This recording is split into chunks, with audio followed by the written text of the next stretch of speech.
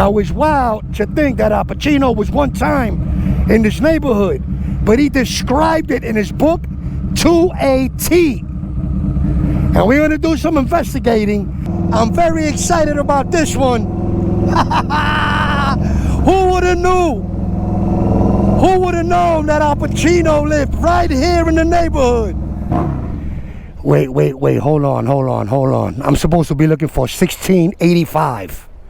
And what we have here is 1690, 1700, 1685. So we have here 1671, 1670,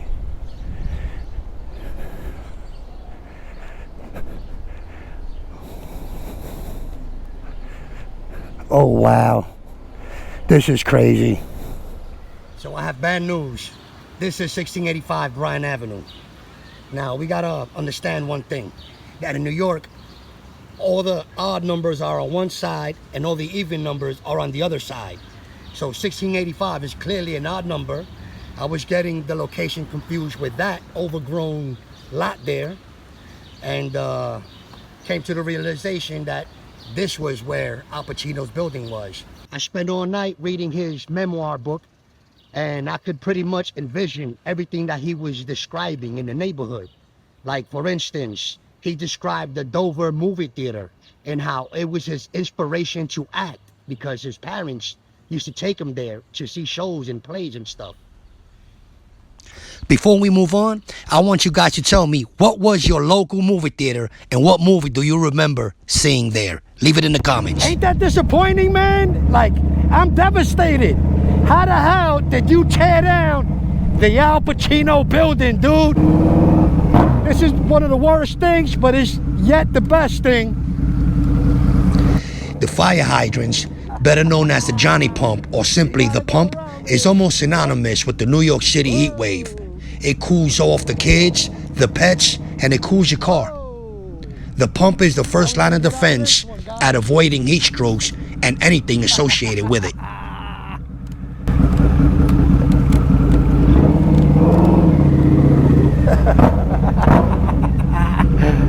You gotta love New York, yo. This is not the place to be riding motorcycles in this immense heat. This is like non-stop. And because we couldn't find a Pachino building, we're gonna visit a ghost neighborhood. This neighborhood existed prior to the 80s.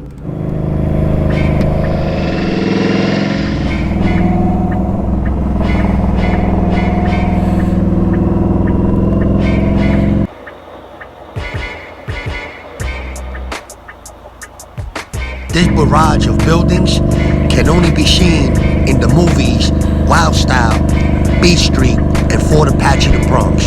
But right now we're gonna focus on Wild Style, as it was clearly on Intervale Avenue before all of these nice buildings and these nice neighborhoods existed.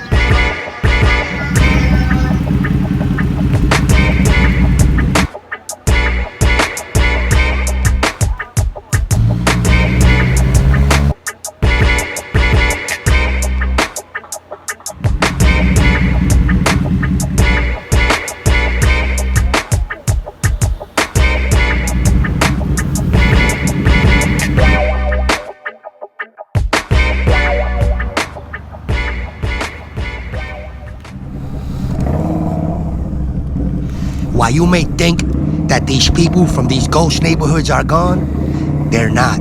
In fact, They get together and celebrate in the most festive way possible. While many of these folks are grandparents, great-grandparents, and great-great-grandparents, one thing haven't changed. There is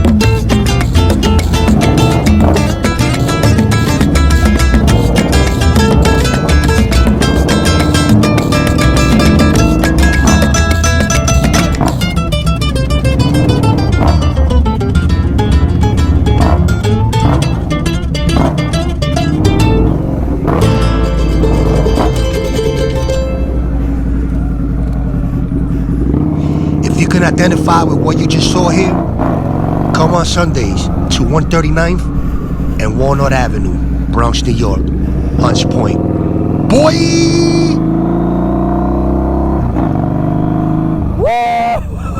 Woo! What a journey! And I can't stress enough, man, learn how to ride a motorcycle, bruh. Come on now. Yeah. Hey, cutie.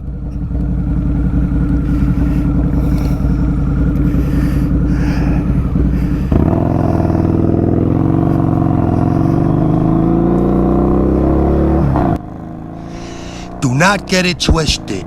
Do not get it twisted. Do not think for 1 second that the Bronx is dirty, that the Bronx is burnt down, that the Bronx is all poverty, because it is not. The Bronx has become synonymous with success, and the proof is in the pudding. You've seen these neighborhoods, you've seen what they were, you've seen what they are now, you've seen what they have sprouted.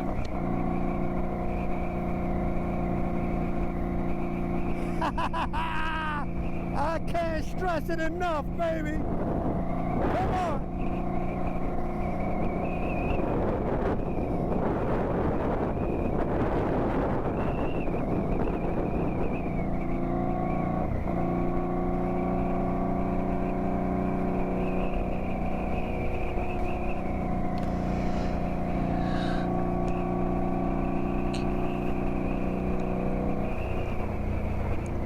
Peace, baby.